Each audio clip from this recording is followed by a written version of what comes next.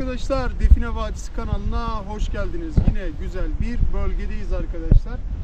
Gelmiş olduğumuz bölgeden bahsetmek gerekirse şöyle bir güzelliği var bu bölgenin. Bu bölgede eski tarihi kalıntılar çıkmış zamanında ama ne yapmışlar biliyor musunuz? Bu kalıntılar çıktığı dönemde burayı tel örgülerle çevirmişler.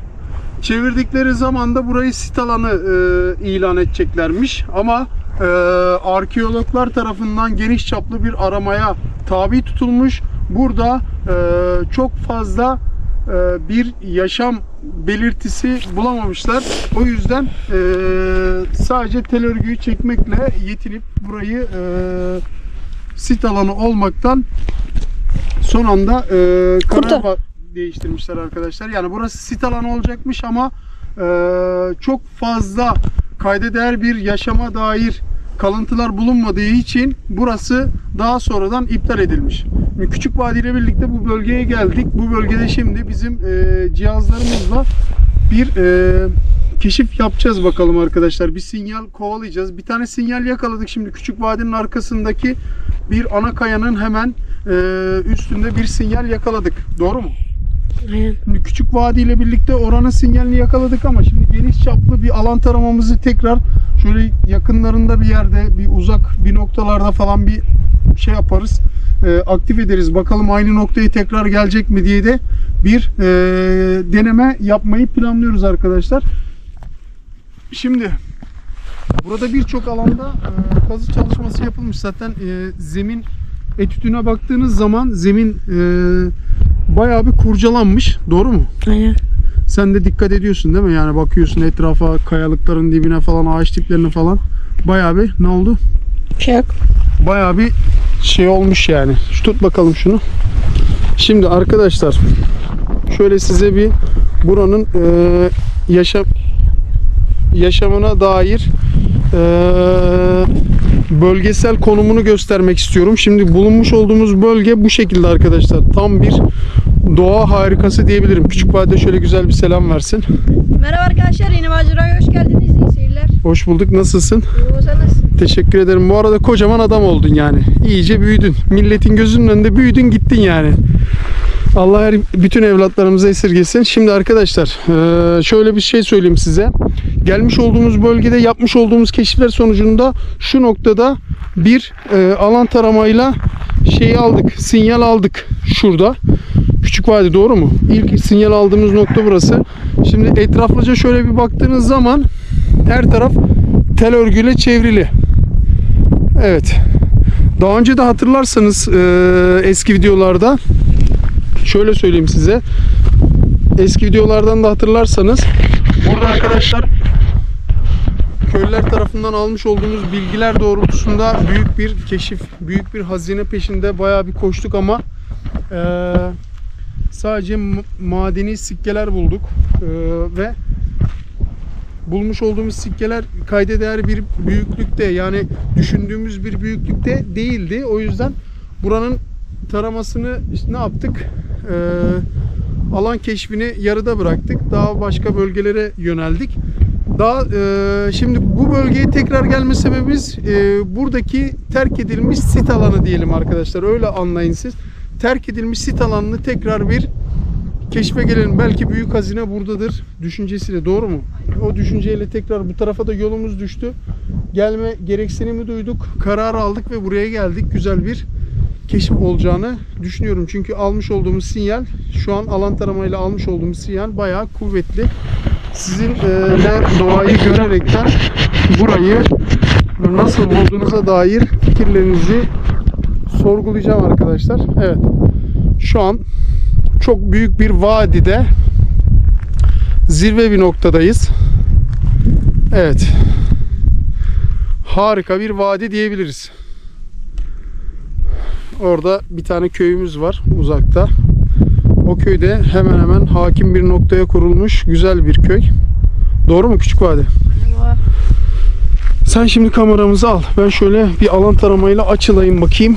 Nereden ne bulacağız? Şöyle güzel bir profesyonelce bir kadraj bekliyorum senden. Anlaştık mı? Anlaştık. Şimdi alan taramamızı bu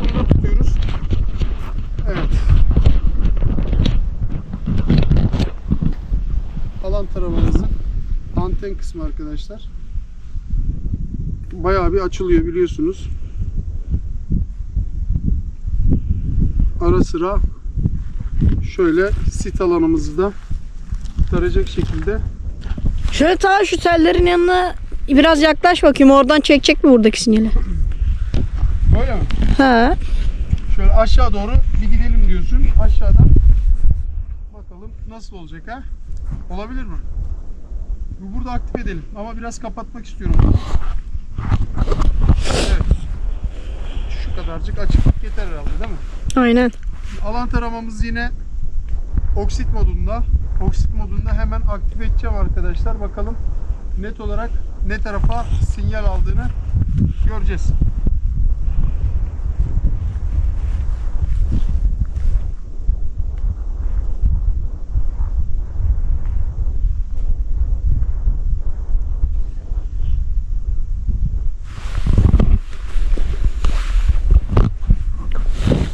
Bayağı bir şey yapıyor. Sağa sola geziniyor arkadaşlar. Demek ki biraz kapatalım.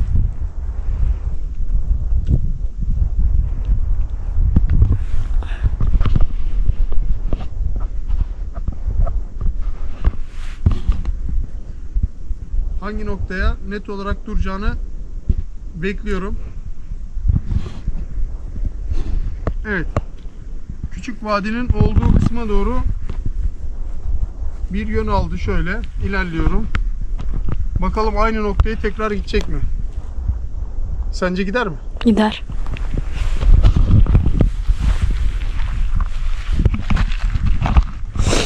Bak tam burada almıştık sinyali değil mi? Görüyor musun? Görüyorum. Bayağı da güçlü sinyal alıyor. Bak. Demek ki burada yaşama dair belirtiler olduğunda tam manasıyla bir zemin etüdü yapmamışlar. Burayı terk etmekle belki de büyük bir hata yapmışlar olabilirler. Şimdi oksit modunda güzel bir sinyal aldık. Şimdi değerli modu aldım. Değerli modda bakalım nasıl bir tepkime verecek. Hep beraber görelim. Aynı noktada tekrar aktif edeceğim. Şu an sabit arkadaşlar. Görüyorsunuz cihaz. Ve değerli modda da harika bir sinyal aldı. Evet. Bakın şu an tamamen sabit. Ve bayağı sağlam bir sinyal aldı. Hemen bir de boşluk moduna bakıyorum. Çünkü tarihi bir yaşam alanı olduğu için boşluk modunda da tekrar bakma gereksinimi duyuyorum. Bakın. Boşluk modunda hiçbir tepkime yok. Şu an yere sabit. Çok hafif bir oynama olmaya başladı. Evet. Boşluk modunda da herhangi bir tepkime yok. Şimdi ne yapacağım? Normal bir dedektörümle burayı iyice bir kontrol edeceğim. Daha sonra da yeraltı görüntülememle grafiğini çıkaracağım. Şöyle bir koyalım. Evet. Şimdi hemen onay tuşumuza bastık. Onay tuşumuzdan sonra burada bir zemin ayarı yapalım. Şu ekranımız hafif buğulanmış. Ekranımızı şöyle bir ısıtalım. Evet, zemin ayarını aldık. Bakalım zemin ayarında ne diyecek bize.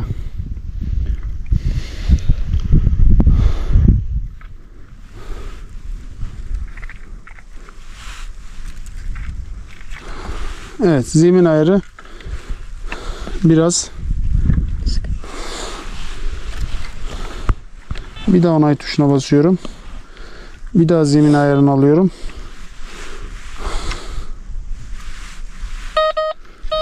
Evet arkadaşlar. İkinci denememizde net bir sonuç aldık. Zemin ayarımız harika. Güzel, sıkıntısı yok. Şimdi ne yapacağız? Normal bir dedektör modunda ve ayrım modunda buraya bir bakacağız. Etraflıca şöyle bir onay tuşumuza bastık. Şöyle etraflıca güzel bir şöyle bir taramasını yapalım. Var mı kayda değer bir şeyler? Aha şurada Alan bir sinyal taramamızın aldı. sinyal aldığı nokta. Şöyle gösterelim. %14. Şimdi %14'lük bir sinyal gösteriyor. Bakın sinyal gitgide yükseliyor. Bakalım bir daha çekelim. %26'ya çıktı arkadaşlar ama şeye bakarsanız %90 gösteriyor. %90 gibi bir şey gösteriyor. %26'lık bir oran gösteriyor ama sesine ve gücüne bakarsanız bayağı yüksek. Hemen ayrım modunu alacağım.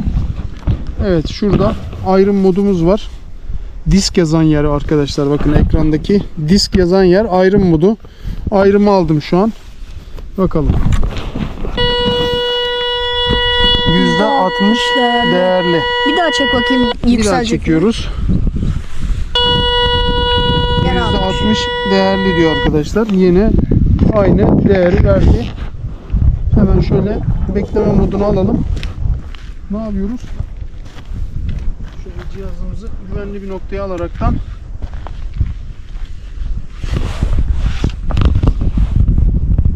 GR4 Plus'umuzu hemen devreye sokuyoruz arkadaşlar. Burada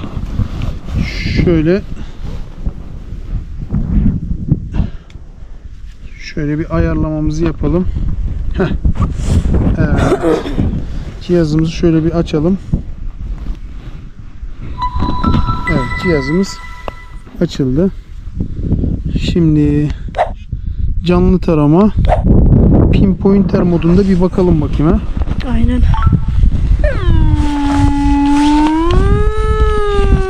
Şöyle biraz kaldıralım.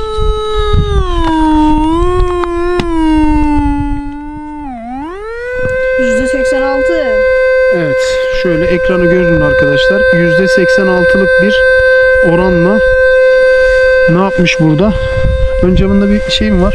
Buhar mı var? Ön camını şuraya bir silsene. Diyor şuraya. Evet. %86'lık bir oranla. Evet, şöyle. Harika. %86'lık bir oran var. Ben şimdi bunu bir de şeyde almak istiyorum. Telefonda. Yok, canlı taramada alacağım. Ekran kapandı. Bir daha açıyorum.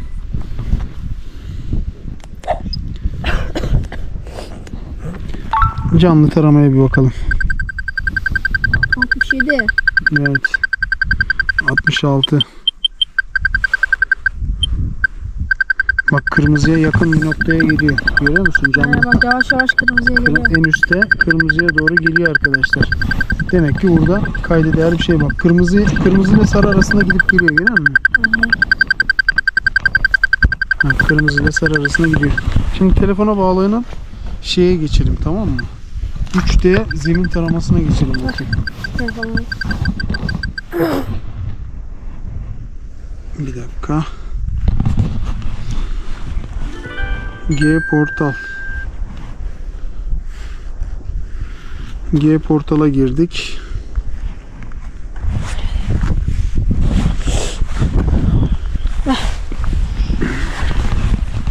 Ayarla bakayım 5'e 5. Bağlı cihaz yok. Bluetooth'un mu kapalı? Bluetooth'u bağla önce. Tamam. Bağladın mı? Tamam. Şimdi. Bağlandı. 5'e 5 modu al bakalım. Tamam.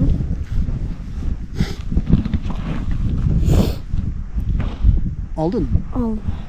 Hazır mıyız? Hazır. Tamam. 5'e 5 değil mi? Aynen. Tamam. Şimdi buranın 5'e 5 ayarını yaptık. 1 2 3 4 5 1 2 3 4 5 1 2 3 4 5 1 2 3 4 5 1 2 3 4 Yanlış. 5.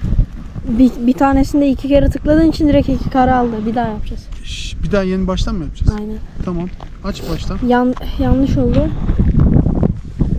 Baştan aç. Kamerayı biraz daha git. 2 kere tıkladın yanlışlıkla. Aynı kareyi 2 kere adım Öyle attı. mi? Tamam. O yüzden bir tane fazla oldun sen. 5'e 5 bir daha alıyorum. 1, 2, 3, 4, 5. 1, 2, 3, 4, 5. 1, 2, 3, 4, 5. 1, 2, 3, 4, 5. 1, 2, 3, 4, 5. Ha, şimdi oldu. Bak güzel bir şey çıktı. Tut bakalım şunu. Şöyle bir kaydet diyelim. Kaydet. Dosyalar. Şöyle arkadaşlar. Evet. Zemin ayarı bayağı kurcalanmış bir bölge. Boşluk, muz, su. Bence su topları var burada. Ve şu kırmızılıklar da büyük ihtimalle değerlilere ait arkadaşlar. Şimdi burada güzel bir malzeme olduğuna istinaden harika sonuçlar aldık. Çünkü bayağı bir dağınık bir şekilde kırmızılık var. Bu dağınık bir şekilde kırmızılığın olduğu şu anlama geliyor arkadaşlar. Ben şimdi bunun değerlerine de bakacağım. Şimdi kaya, üzerindeki kaya şeyse arkadaşlar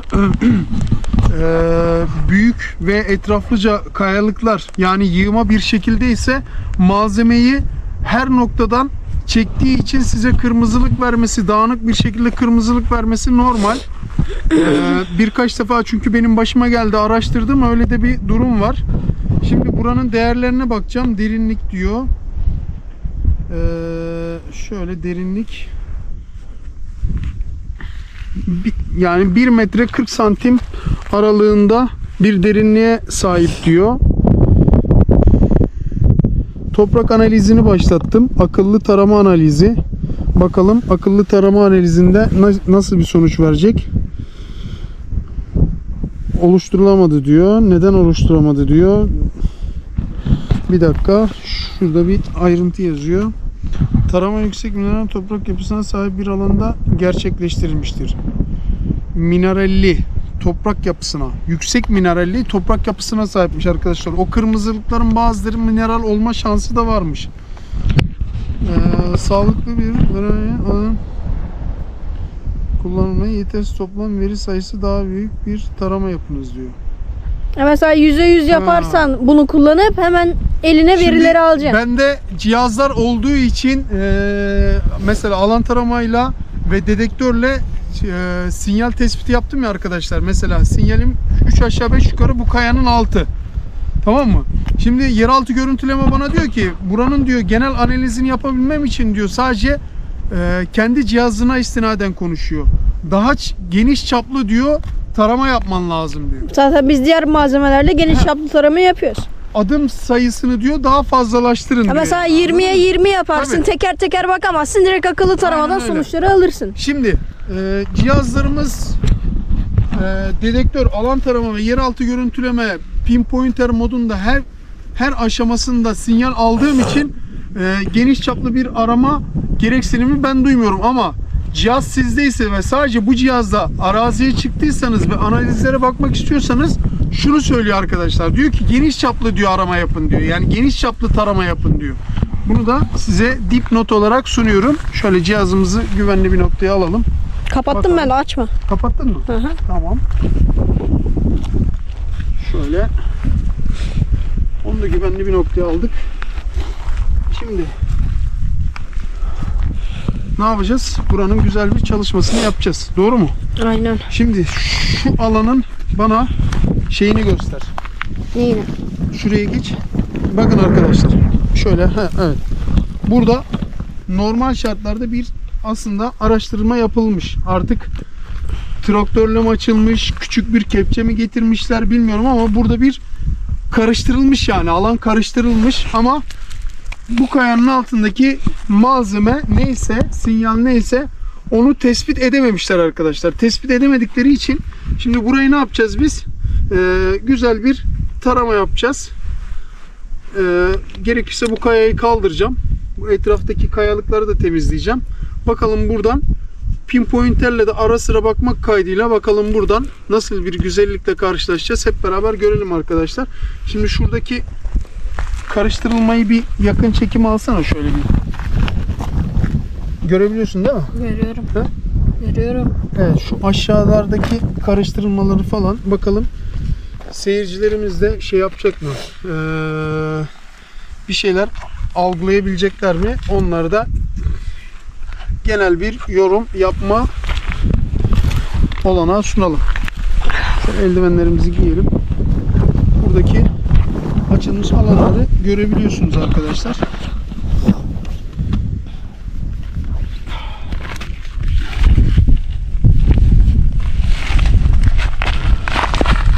Evet. Şöyle yavaş yavaş etrafını bir açalım bakayım.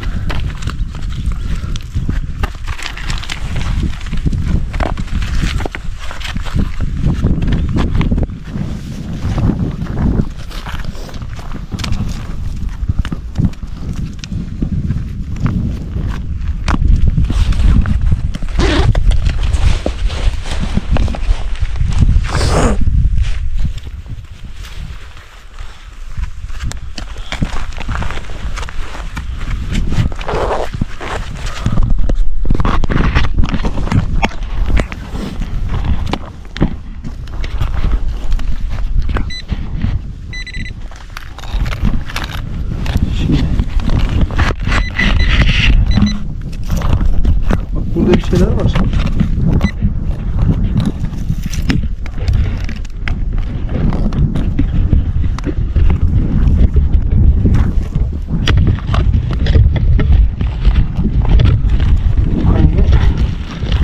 Parçalayarak çıkarmaya çalışacağım.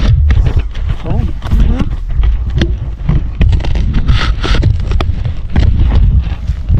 Kaya parçalar büyük ya. Kolay parçalı. Evet. Gördün mü? Aynen. Şimdi bu kayayı komple kaldırmanın bir anlamı yok.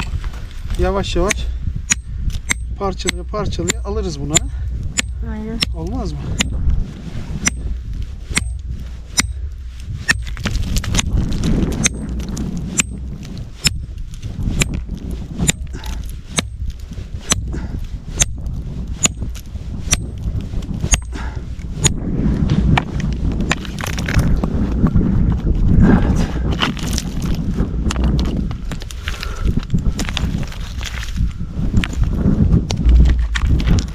Şöyle damarından girelim ha. Aynen. Ne diyorsun?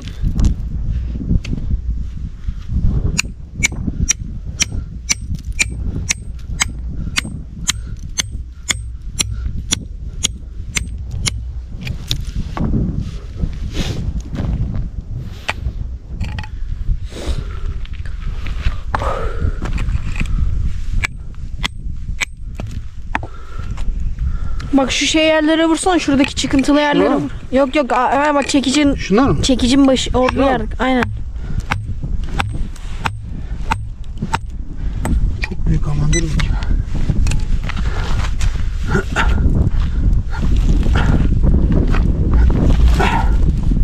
Yaklaştır bak. Görüyor musun?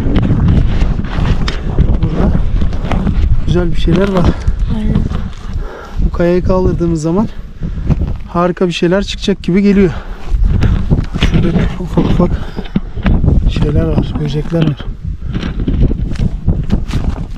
Bakalım. Bunu parçalayacağız biraz ama nasıl parçalarız bilmiyorum. Çukura oturdu o artık. Oturdu mu? Aynen. Alamaz mıyız? Zor. Ciddi misin? İşte bilmiyorum. Biraz zorlarsan alırsın bunu. Dur biraz daha parçalayalım olmazsa.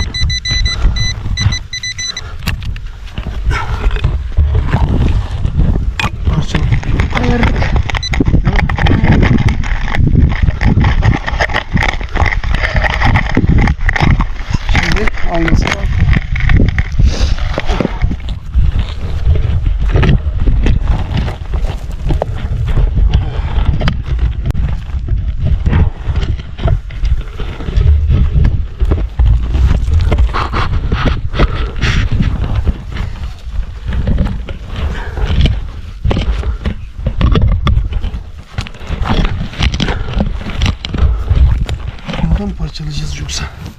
Ha, ne diyorsun? O bence parçalamaya gerek yok. Öyle mi diyorsun? Çıkar gibi abi. Bence de çıkar ama Yardım edeyim mi? çıkacakmış gibi de duruyor. Tamam işte tam getirdin yerine.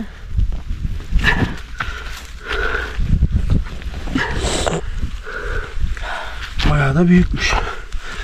Ha? Aynen. Biraz daha mı parçalasam? Dur bakayım. Evet, aynen. Orayı da kırsan çıkarırsın artık yani.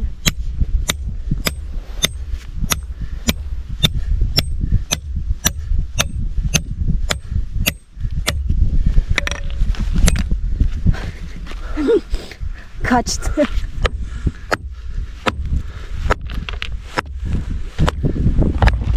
Biraz daha küçüldü. Aynen. Taşın yapısına baksana, katman katman birbirine geçirilmiş. Evet. Horasan harcıyla birleştirilmiş gibi.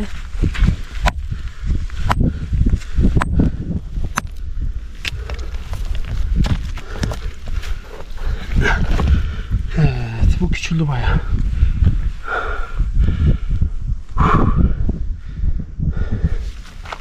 Bunu şimdi alabiliriz.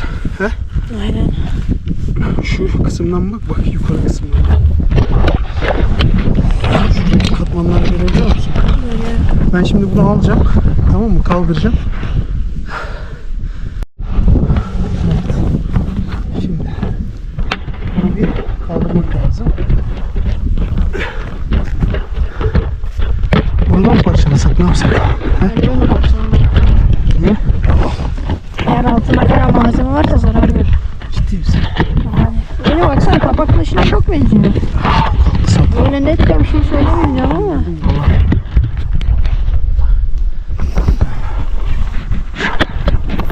Hadi bakalım.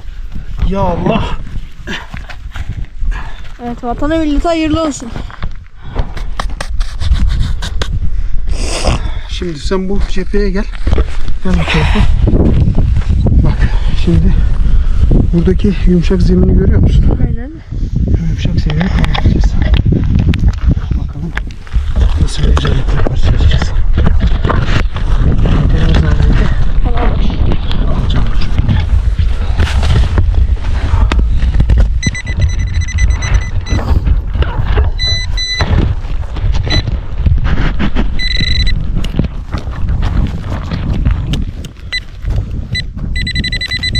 Bak. Burada bir şey var. Aynen. Gördün mü? Evet.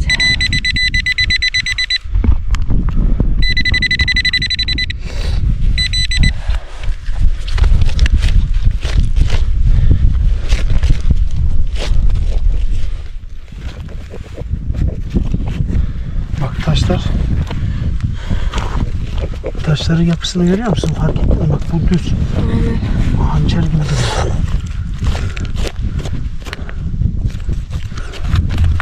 Oo. Oo. İşlem tamam.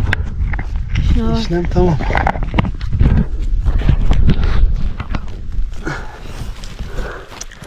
İşte bu. Oo. Şuna bak şuna. Vallahi tamam. Ben buldum.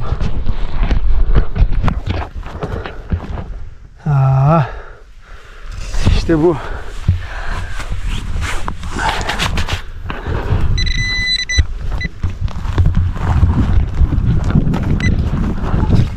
Dedektör nerede?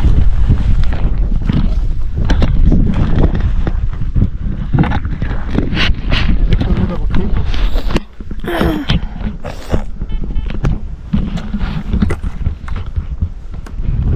Bak, sinyal kesildi. Gördün mü? Aynen.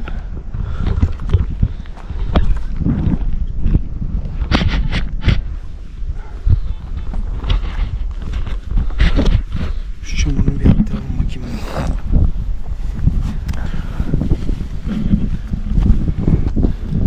Nasıl? Aynen. Ama güzel, bayağı güzel. Vallahi harika. Yine turnayı gözünden vurduk. Aynen öyle. Oo, güzelmiş bak.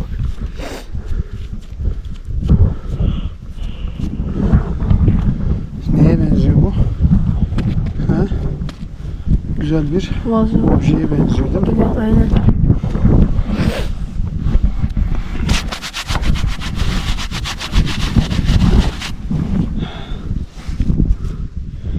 Buna ne diyorlardı ya? Para mı? Evet, ucunda bir şey var. Altın. Oo.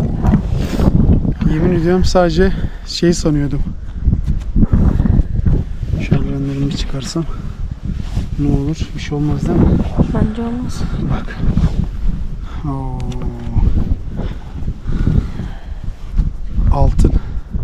Aynen. Meryem. Harbiden altın. Bak. Ha? Yapma ya. Ha, altın. Eskiden bakarlardı öyle, biliyor musun? Bu da neye benziyor? Şam'dan mı? Sürahi mi? Vardı ya. Ne? Yağdanlık mı böyle yağ falan yağ yakıp şey yapıyorlardı, ona benzettim ben. Dur bakayım şunun iç kısmında başka para var mı? Ona bakacağım. Baksana şuradan geçemez bence paralar. Geçemez değil mi? Belki altın tozu vardır. Nereden Tam bileceğim? toplarız.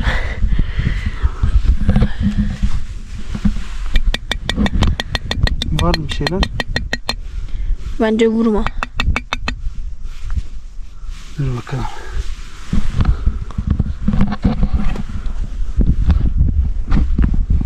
İçinde kırmızı bir şeyler var.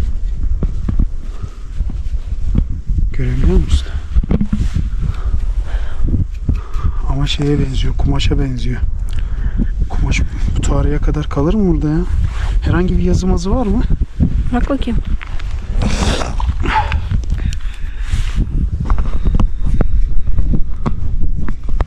Herhangi bir yazı falan yok.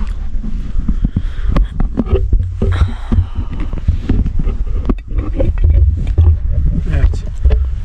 Bir de para. Dedektörle de baktık. Evet arkadaşlar. Terk edilmiş tarihi bir bölge. Burası arkadaşlar eski yaşam tarihine göre harika kalıntılar bulunan, zamanında harika eski tarihe ait kalıntılar bulunan bir bölge. Zaten toprak analizi bayağı bir yapılmış. Burası bayağı bir kurcalanmış. Bize de cihazlarımızın yardımı sonucunda böyle iki tane güzellik var. Şöyle parayı bunun iç kısmına koymuşlar. Altın bir para arkadaşlar. Büyük ihtimalle takı şeklinde kullanılan altın bir para. Osmanlı dönemine ait gibi duruyor. Şöyle güzel bir vazo mu diyelim artık? Şam'dan mı dersiniz? Şam'dan değil gerçi de vazo, minyatür. Güzel bir obje. Şöyle bronza da benziyor arkadaşlar. Başka bir maden de olabilir yapısı. Değerli yorumlarınızı bekliyorum. Bu malzeme ve içindeki Osmanlı dönemine ait altın para hakkındaki değerli yorumlarınızı bekliyorum arkadaşlar. Harika bir keşif diyoruz. Güzel bir bölge. Bu bölgede bakalım cihazlarımız başka sinyaller alacak mı? Bunların da çalışmalarını yapacağız. Eğer alırsa bunları da sizlerle tekrar paylaşacağız arkadaşlar. Sizleri seviyoruz. Bir sonraki macerada görüşmek dileğiyle. Allah'a emanet olun arkadaşlar. Yorumlarda buluşmak dileğiyle.